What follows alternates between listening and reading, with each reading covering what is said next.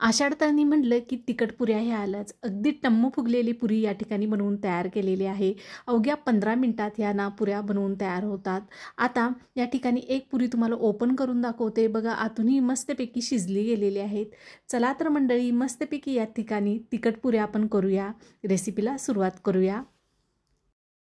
तिखट पुरी तयार करण्यासाठी या ठिकाणी 2 वाटी गव्हाचे पीठ घ्यायचे आहे. 2 वाटी गव्हाचे पीठ घेतल्यानंतर यामध्ये ना 2 चमचे बारीक रवा घेतलेला आहे, तो घालून घ्यायचा आहे. 2 चमचे बेसन पीठ घेतलेलं आहे, तेही घालायचे आहे. तसेच या ठिकाणी 1 चमचा मी लाल तिखट घेतलेले आहे. 1 चमचा ओवा, तसेच 2 चमचे पांढरे तीळ घालायचे आहेत. चिमूटभर या ठिकाणी ना हिंग पावडर घातलेली आहे. तसेच पाव चमचा हळद घालायची आहे. या ठिकाणी 1 चमचा मी ठेचा घेतलेला आहे. त्यामध्ये 2 हिरव्या मिरच्या, लसूण आणि जिरे, कोथिंबीर घालून ठेचा तयार केला, तो घातलेला आहे. 1 चमचा कस्तुरी मेथी घालायची आहे आणि 2 ते 3 चमचे या ठिकाणी कोथिंबीर घालायची आहे. चवीनुसार मीठ घालून घ्यायचं आहे. सर्व पिठामध्ये मिक्स केल्यानंतर थोडं थोडं पाणी घालून याचा घट्ट कणकेचा गोळा मळायचा आहे. चपातीपेक्षा थोडंसं घटसर पीठ या ठिकाणी मळून घ्यायचं आहे. पीठ या ठिकाणी मळून तयार झालेलं आहे. अशा पद्धतीने पीठ मळून घेतल्यानंतर थोडंसं मर्दून घ्यायचं.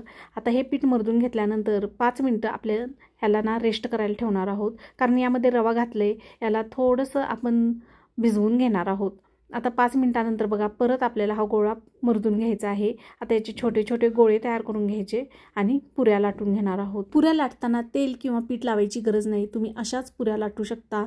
जर जास्त पीठ चिटकत असेल तर तुम्ही तेलाचे एक बोट लावून पुरी या ठिकाणी लाटून घ्यायची आहे. आता जास्त जाडसरही नाही किंवा अगदी पातळही या ठिकाणी पुरी लाटायची नाही. चपातीपेक्षा थोडीशी जाडसर या ठिकाणी पुरी लाटून घ्यायची आहे. व्हिडिओमध्ये दाखवले त्या पद्धतीने पुरी लाटून घेतली. तेलही अगदी कडकडीत या ठिकाणी गरम करून घ्यायचं आणि या कडकडीत तेलामध्ये आपल्याला पुरी सोडायची आहे. झाऱ्याने पुरीवरती तेल शिंपडून घ्यायचं, जेणेकरून ही पुरी फुगण्यास मदत होते. अशा पद्धतीने सर्व पुऱ्या मी बनवून घेतलेल्या आहेत. 2 वाटी गव्हाच्या पिठामध्ये या ठिकाणी ना 25 पुऱ्या बनवून तयार झालेल्या आहेत. या तिखट पुऱ्यांना दह्याबरोबर खायला खूपच छान लागतात. माझी जर ही रेसिपी तुम्हाला आवडली असेल तर नक्की ट्राय करून बघा. परत भेटूया नवीन रेसिपीबरोबर. तोपर्यंत रामकृष्ण हरी. धन्यवाद.